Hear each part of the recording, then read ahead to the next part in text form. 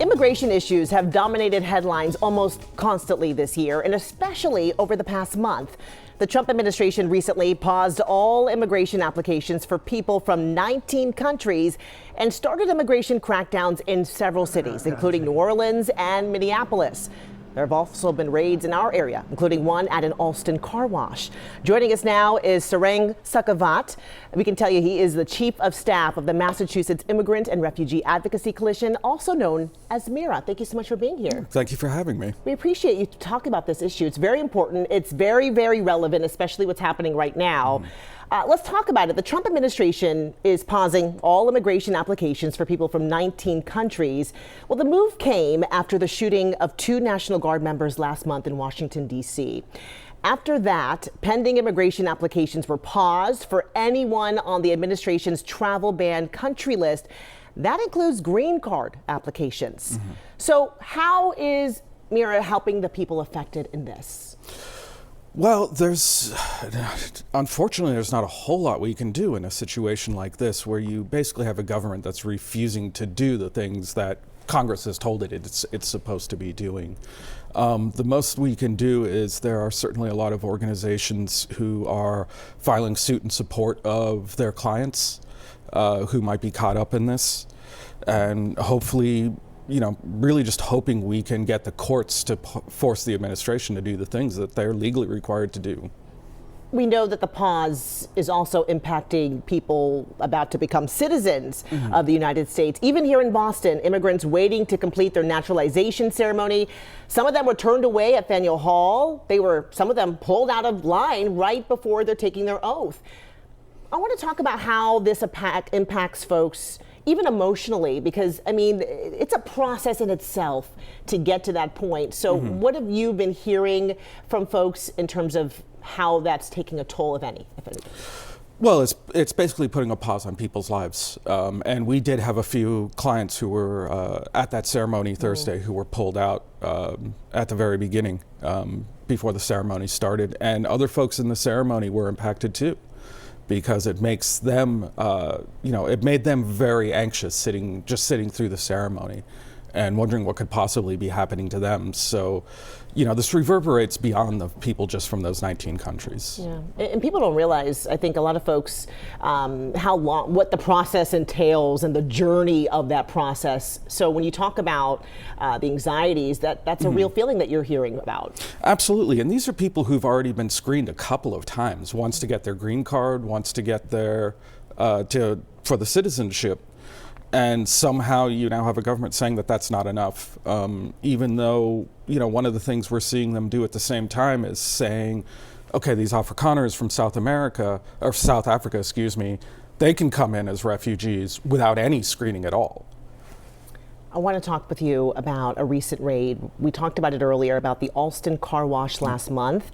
ICE officials say the raid was targeted and that the 9 people arrested were, quote, illegal aliens. But their attorney says this, saying several have legal status and valid documentation that ICE refused to let them produce on scene.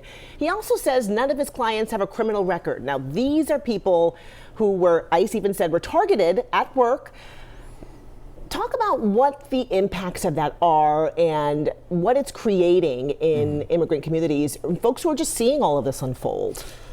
We have been just seeing growing fear in our communities, since the administration came in, really. You could say since the election to begin with. Folks are afraid to go to school, they're afraid to take their kids to school, they're afraid to go to work, they're afraid to go grocery shopping, go to doctor's appointments. It's a fear that's really pushing people to the very edges of our society instead of allowing them to be full participants in society. As a group that helps immigrants every day, the conversation about immigration is complex. Lots of opinions out there. What's your message to people in favor of removing undocumented people from this country? My message is really simple. Please just recognize the humanity of these people. So many of these people particularly ones who are being targeted now, are ones who came in because they were already being persecuted. And what we're seeing now, especially since the tragic shooting of those National Guard members, is persecution based on people's nationality. So you have people who came here thinking that this was the land of the free and that this was a place of safety for them, and just suffering from the same things that they were suffering in their home countries. I want to talk about a new program that you guys have, right, called the Massachusetts Access to Counsel Initiative. Talk about what the program provides for folks, and you know, what it's been doing to help these people. So this is a program that's actually kind of modeled on things that have been done in a number of other jurisdictions around the country. It started in New York. Actually, it was the idea of a federal appeals judge actually down in New York who was so tired of seeing these cases getting up to the appellate level that he just saw that it was a waste of judicial resources, that these could have easily been resolved farther down. But instead, made it up so far because people didn't have legal counsel. And so, they've started the city program in New York many years ago, over a decade ago. We've seen it in places like California, Chicago. And the idea really is, I think one thing people forget is that because immigration isn't criminal, people don't have a right to an attorney. They have to provide their own attorneys. And oftentimes, either it's too expensive, or attorneys just really don't, there aren't enough attorneys out there to be actually taking all the cases that we have right now. And so what we've managed to do is add 20 attorneys around the state to be representing people who, detained, non-detained, doesn't matter. We want to make sure that people have the representation and have competent defense in immigration court. Yeah. Who's eligible to be a part of that program? Eligibility is pretty wide. There are a few restrictions based on some criminal issues, but not much.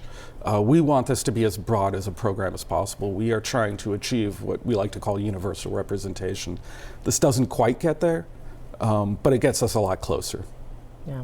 We have to talk about birthright citizenship because we know it's heading back to the Supreme Court. This month, justices agreed to review the Trump administration's executive order ending birthright citizenship. That order only allows children born to parents of legal U.S. citizens to get citizenship. What implications, in your view, will this ruling have?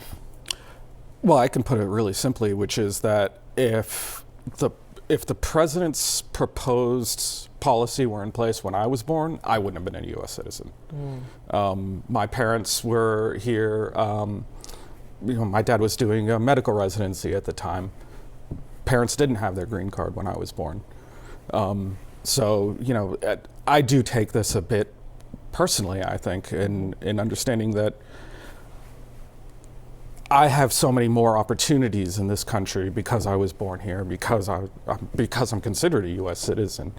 To see, children who could be born now and not have that, be constantly sort of outcast, and some of them might wind up being completely stateless because of it.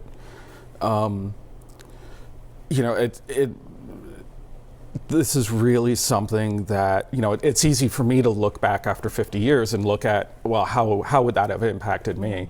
And now to look at these children and look, well, what's that impact going to be for them, decades down the line? Yeah.